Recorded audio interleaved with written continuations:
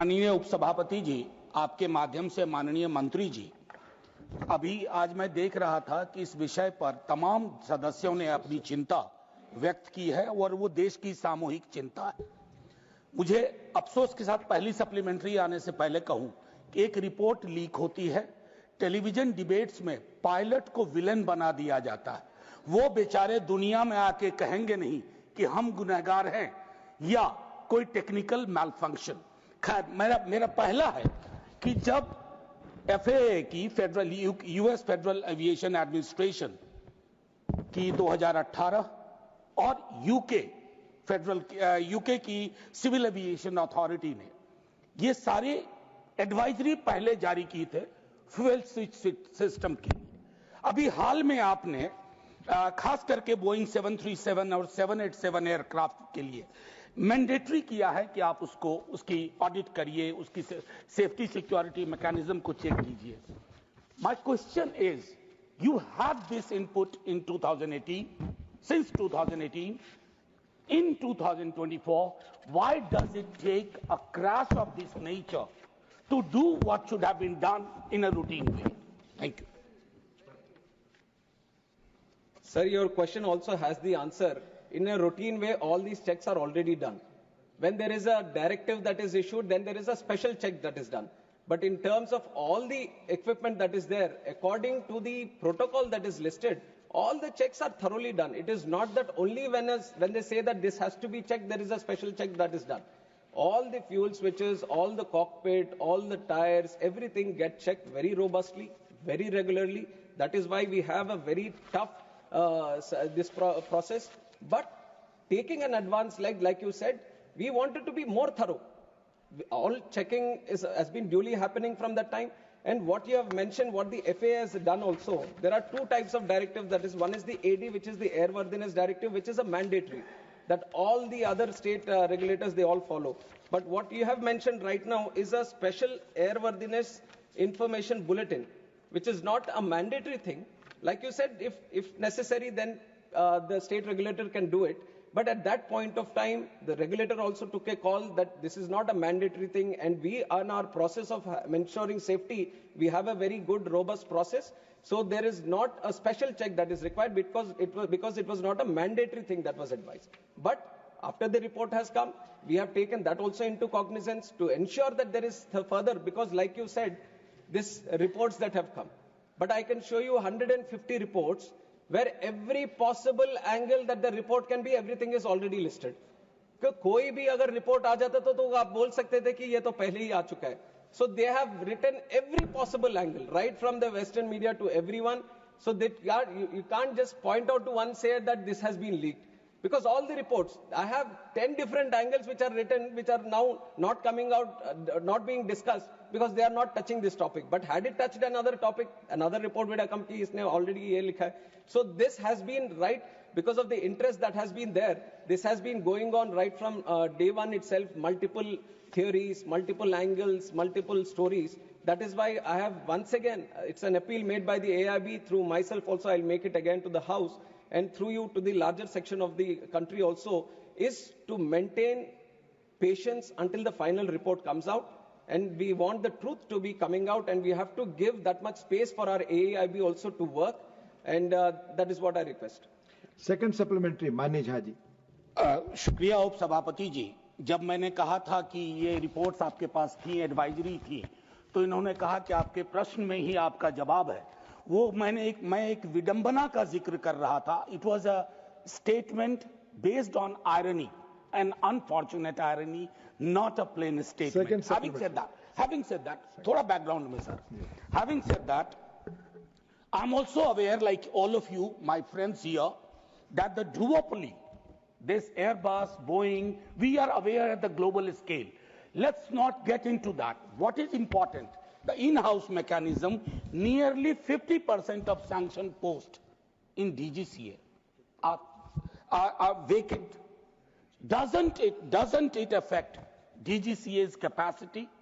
Particularly, I repeat, particularly when during the search, during the investigation, many newspapers reported this, that why such anomalies, ऐसी विसंगतियां तब क्यों बाहर आती हैं जब एक बड़ा हादसा गुजरता है, हादसा हो बैठता है, और फिर उसके बाद हम जागने की कोशिश करते हैं। Vacancies and sanctions. Sir, like I've said, the vacancies have been created because it was a request from the ministry. Now with the growth that we have seen in civil aviation, we wanted more people within the DGCA. And these posts have been posts have been created in the last 2 years only. And the process, right, it's not that when you say that why are they vacant, it is not that we have stopped from recruiting.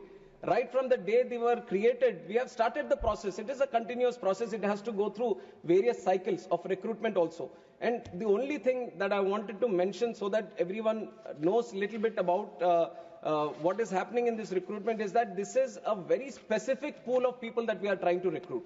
It is not that we have extensive pool of people. These are subject matter experts, especially in aviation. We are trying to pick up senior people that we are trying to pick up, and who have a demand internationally and in other wings also. And we have a lot of people coming in from Air Force, and they have their own preferences also. So there is a limited pool that we are trying to work with, and we have done every single, in fact, we have put in more effort to do this. That is why I have also mentioned that in the last year, 103 posts which have been recruited was the highest ever. Because we wanted to speed up the process, we wanted to ensure that DGCA, the posts that are created is well equipped and it is full of the people that have to be recruited and no vacancies. It is an ongoing process. This year we are committed to take in 190 more, and also in the future all the posts are being worked out in such a way that no vacancies, the situation of no vacancies does not arise. First supplementary, Mani Sanjay Singh, not present. Mani Sri Raghav Chadha. Thank you. Thank you so much, sir. Sir, India's civil aviation sector is booming, no doubt. But it appears that the regulator, the DGCA, which is the backbone of the sector, is cracking up under pressure. I say this because it is understaffed, it is underfunded, and it lacks autonomy. Sir, Parliamentary Standing Committee की report बताती है कि वर्ष 2024 में technical post में overall vacancies की बात नहीं कर रहा, डीजीसीए के अंदर टेक्निकल पोस्ट में 55% की वैकेंसी है। टेक्निकल पोस्ट का काम क्या होता है sir? Air safety inspection, passenger safety, pilot licensing, aircraft maintenance और एयर वर्दीनेस। सर ये शॉर्टेज नहीं, ये क्राइसिस है। और मुझे लगता है sir there is no, thank you sir, sir सवाल पे आ रहा हूं, that there is no margin of error in the skies. तो मेरा माननीय मंत्री जी से सर आपके माध्यम से सवाल है कि हम एक डीजीसीए को सेबी जो एक फाइनेंशियल मार्केट का इंडिपेंडेंट रेगुलेटर है और ट्राई जो टेलीकॉम सेक्टर का एक इंडिपेंडेंट रेगुलेटर है, ऐसा ही एक ऑटोनॉमस स्टैट्यूटरी बॉडी में क्यों नहीं तब्दील करते? और दूसरा टेक्निकल पोस्ट की वैकेंसी कब तक भरी जाएगी? Please, thank you. Sir, I have to place on record that the DGCA is not under any kind of pressure. It is operating with utmost seriousness, professionalism, and all the requirements that are there that actually strengthens it according to the International Civil Aviation Protocol. At this moment that you're seeing, I've already explained it in a couple of questions also, the situation is that the posts were just recently created. And like you said, when it comes to the technical posts, you need that right technical capabilities people only to be sitting in those posts. And when you look at that kind of experience, that kind of situation, then obviously the pool which is limited makes it much more difficult to engage these people. And these are people who are having to regulate the safety, which is of the prime most importance. The whole fundamental pillar for the growth of our civil aviation sector has been the safety and security of the people and the operations. So keeping that intact, the process itself has so much technical this thing that it gets little difficult, but we have been trying with the UPSC and other people also to engage the right people so that the timelines which takes for it to engage these people gets reduced. And Honorable Member has also talked about the budget. We have seen in the last 1 year also the 10% increase in the budget is there, and accordingly whenever required, definitely your suggestions have been noted, and whatever best can be done to assist DGCA to be more powerful and more engaging in terms of ensuring the safety, we will be doing it from our side. Mania Priyanka ji. Thank you so much, Honorable Chairman, sir. Sir, there comes a moment in time, when we keep our politics aside, and this particular air crash gave us that moment for even civil aviation to understand the challenges and the loopholes that exist. Sir, my question is very specific, which I've written to the Honorable Minister about.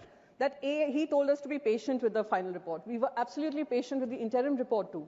But why is it that the report was released to the Indian people at 2 a.m. in the morning and there was no briefing done with regards to the AAIB report? Sir, just one second, a question related to the same thing.